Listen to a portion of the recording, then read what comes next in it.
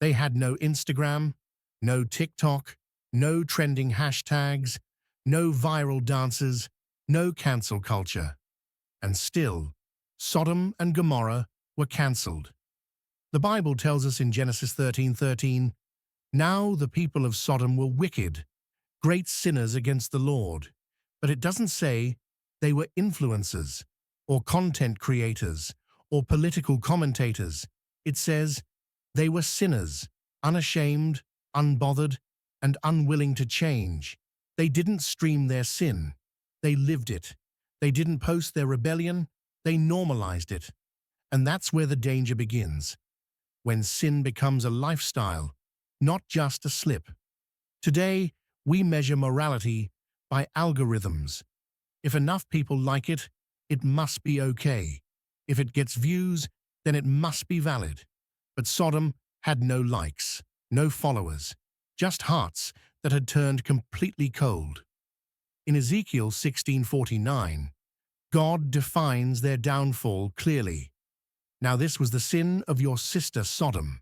She and her daughters were arrogant, overfed, and unconcerned. They did not help the poor and needy." Let that sink in. Their judgment wasn't just about one act. It was about an attitude, pride, excess, comfort without compassion.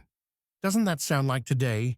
Cities where we scroll past the homeless, neighborhoods full of food but empty of empathy, platforms where arrogance is praised and humility is mocked.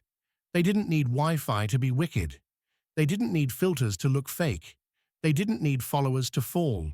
And so the judgment came, not by comments, but by fire, not by a temporary ban, but by total destruction.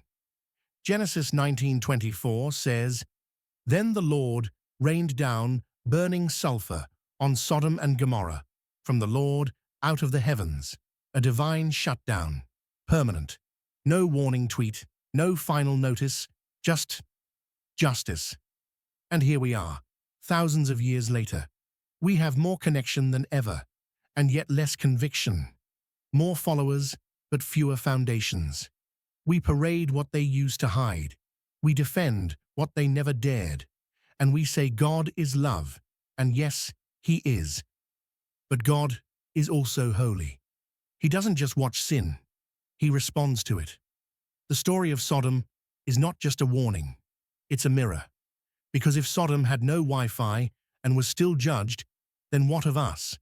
With all our tech, our lights, our messages, will we repent or repeat?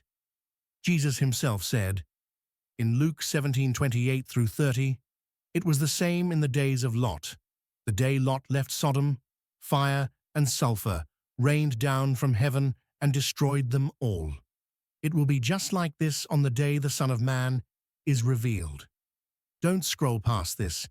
Don't say, "That's just Old Testament." God's patience is mercy, but His silence is not approval. Sodom had no internet, but they still had access to truth, just like you do now. The question is, will you keep sharing the darkness or step into the light?